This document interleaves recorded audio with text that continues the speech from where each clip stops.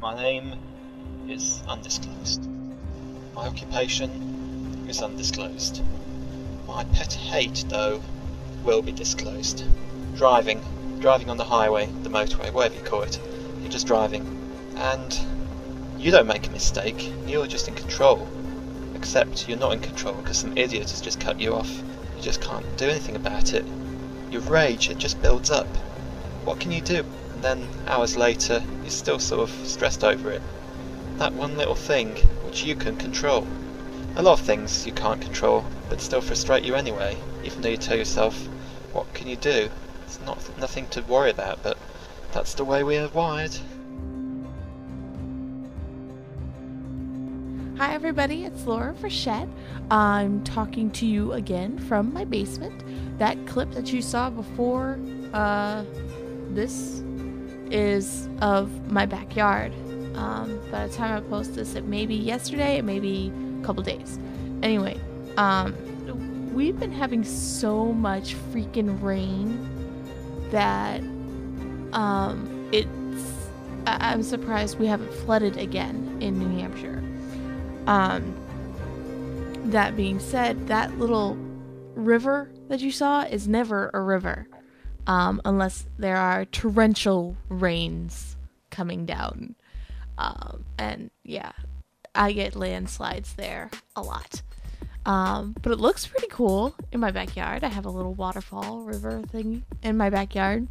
My friend Jen was saying that she has a lake in her backyard that goes out into the ocean, which is the parking lot. So we're tired of rain. Let the sun come out. So anyway, I've had a suggestion on a topic for this episode of Open Mic, and it was actually, let me just pull it up. Basically, it was something to the effect of social awkwardness. Oh, no, don't call him.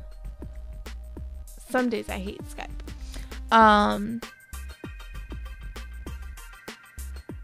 Okay.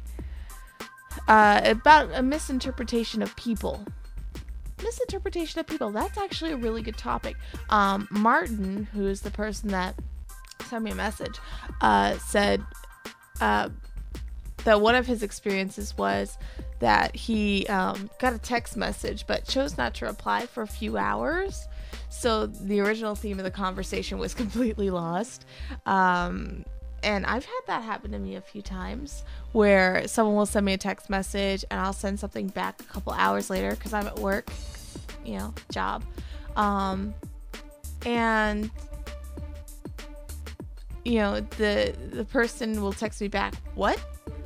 And so we'll spend 15-20 minutes trying to figure out what they were talking about, because I didn't respond right away. But that being said, leads me into another topic. You know how sometimes your friends from work will send you the funny emails or the get to know you emails? I get a lot of those at work just because I have a lot of fun people that I work with. And the last one that I want to bring up is it was a very short email. It said, one day a cop car drives by and you see me in the back seat. What was I arrested for? That's it. And you send it to all your friends, and then all your friends respond, and then they post it, and yeah. So I actually pulled some really great ones out of my ass. One of my friends, she's a model, and she has a group called Pimps and Hoes, and but they're not really that risque or anything like that. So it's kind of fun. Some days they dress up like pinup girls. So I said, well, you took the Pimps and Hoes show on the road and some random preacher from Mississippi got offended and called the police on you, saying or claiming public indecency. However, you let them arrest you anyway because the cop is pretty hot and maybe he'll frisk you later. That one got mass sent out to everybody after she got it.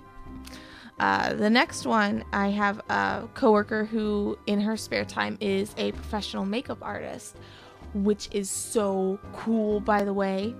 I didn't get her permission to say her name or anything, otherwise I would totally advertise her because she's amazing. And I told her that she got arrested. She held up a makeup counter in the mall and was keeping the people there hostage and showing them how to put on makeup. Not really one of my best ones, but I thought it was pretty funny, and she got a laugh out of it. Let's see here, who else did I do one for? Oh, I have a friend who's a vegetarian, and so I said someone tried to feed her meat, so she shoved it in their face and started running on a rampage, yelling, "Meat is murder!" and flinging either sausage links or some random vegetables at people. And that's what she got arrested for. She replied back, "Yeah, that's probably true." Go figure. So after all of these are done, my other ones were really, really cheesy. I sent that out and waited to see what my response would be.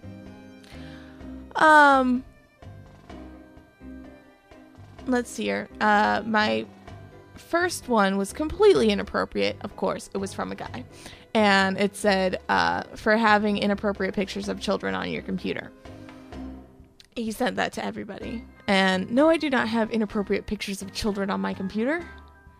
If I did, it would probably be of my brothers and sisters from when I was giving them baths when they were babies.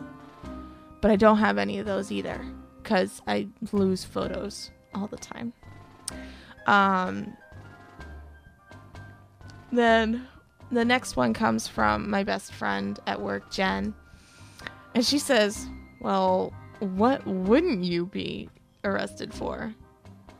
On the flip side, a person from another department who's a good friend of mine, Jeff, he says, I really don't think you could be arrested for everything. I think you would just be there for a ride along. Oh, innocent Jeff, how little do you know about me? And then, the girl that I sent the Pimps and Hoes thing to, she came up with a really good one for me. She stated that I would be arrested for singing in the middle of the highway. And so the police were trying to arrest me and I got tased. But I managed to escape and scale a wall.